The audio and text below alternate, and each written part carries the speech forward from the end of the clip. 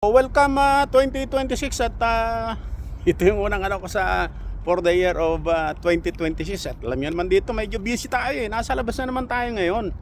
Ganyan talaga ng ano ka yung yan downtown, nasa downtown ako as usual. Ayun ang ano ng yan symbol ng Calgary. Ngayon pero topic ko sa inyo ito di ba? Sasabihin nyo kaya ano ba si Tony Canadian Rockies mas guwaping sa ko dyan. Yung status ko ganito, lahat na ng edge nasa iyo na, lamang na lamang ka pero isa lang ang pagkakaiba, hindi mo pa nagka-experience ng magjowa ng nagkagandahang tisay, di ba? Yung iba kasi marami naman dyan nagsasabing ganito mga advices, pero iba talaga yung may resibo, yung resibo na katabi mo talaga sa higaan, na hindi yung mga AI, naka-selfie lang. Yung mga nakakakilala sa'yo at yung mga kaibigan mo, alam nila ang totoo na talagang ang dating mo talaga, nagbablog ka tapos ang binablog mo naman mga nakuha mo lang naman sa Google Ang Tony Canadian Rockies, ang pagkakaiba ni Tony Canadian Rockies, totoong buhay siya. Hindi siya parang wento na wala wenta. Pero advice lang, lang na natin. Adlib lang natin yan. Pero ang reality kasi ganito talaga gwapo ko nga. May trabaho ka. Talagang ang tingin mo high value. Iba kasi yung high value na, halimbawa, mayaman ka, bilyonaryo ka, milyonaryo ka, mataas ang position mo, high value ka. Sa totoong buhay, high value ka talaga. Pero sa relationship kasi, pag sinabing high value, hindi ka na kailangang mayaman ka. Sana lahat ng high value na mayaman, maraming jowa, hindi iniiwan ng mga jowa, hindi, kumbaga yung, bakit yung, ang mga babae nagugustuhan ka, hindi naman lahat ng babae na attract sa pera Yung mga matitinong babae, yung mga talagang may pinag-aralan, may mga goals, yung may takot sa Diyos, na-inlove yan sa'yo, kahit nalokohin mo. Kasi yung emotional, ang babae kasi emotional by emotion. Kasi ganito yan nasa iyo na nga lahat, pero ka naman yung mahiyain ka ba? Tapos yung puro ka lang forma Hindi ka naman makapagsalita ng maayos. Tapos yung tawag doon, yung nauna ang nervyos mo sa kaba.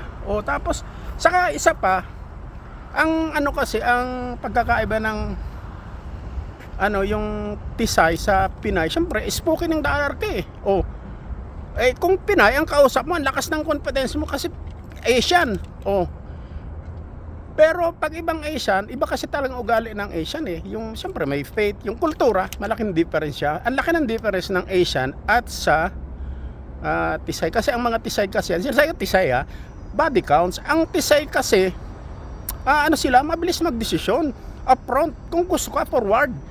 Ayaw nila ang Asian kasi gusto ka na hindi pa nagsasalita saka pag may nangyari sa inyo, lusubing ka ng buong pamilya pakasalan mo na mga tisay kasi siyempre nag-inject yan mga contraceptive, alam nila mga protection, body counts yan ang reality. Kaya dito piliin mo pa rin yung mas bata, kasi yung mas bata na tisay, bukod sa bigyan mo lang ng regalo sa birthday niya, bigyan mo lang sapatos masaya na. Pero yung mga matured kasi, yung mga medyo may height maintenance na sila, yung mga babaeng syempre bigyan mo ng bag yan, gusto niya na branded pa.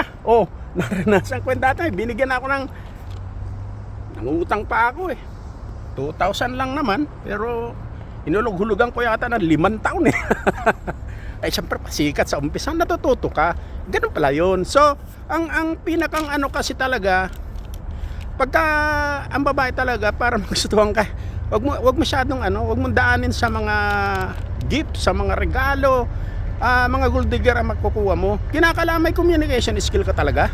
Ayan ang yan ang sinasabi ko, yung tren, napakahaba niyan, hanggang yan doon sa dulo. Nako, ang ingay. Napakahaba. Lumayo ako kasi ang haba pa pero anyway, ang lagi mong tatandaan, pag magjojowa ka talaga ng tisay, hindi pa puro looks ha, kinakailangan talaga yung confidence mo din. Ano ba yung confidence mo na iba yung may experience. Kasi pag may experience ka na, may confidence ka. Na ibig sabihin, hindi kayong sampahilit tulog. Napaka-importante na, sasabihin iba, 3 to 7 minutes, okay na yon. Sa mga ano yon, walang experience. Pero pag ang nakuha mo tisay, magiging body counts ka lang pagka 3 to 7 minutes. Nako, wala. Kinakailangan marunong kang, huwag ka nagmamadali. Gentle touch. Yung tender loving and caring. Pero pagkatapos, pag nag-init na, isandal mo sa lamesa, sa dingding. Kahit saan. Wag yung mission na, wag kang boring. Kasi pagka ang stress nyo is boring, syempre sa umpisa lang, honeymoon stage, sa mga unang buwan yon, okay yon. Pero pagkatapos ng mga honeymoon stage na yan, yung nagiging routine, alam niya na ang gagawin mo, sampahilig tulog, 3 to 7 minutes, tapos to, lalo sa tisay, naku, iiwang ka. So, tandaan mo, hindi lang laging looks.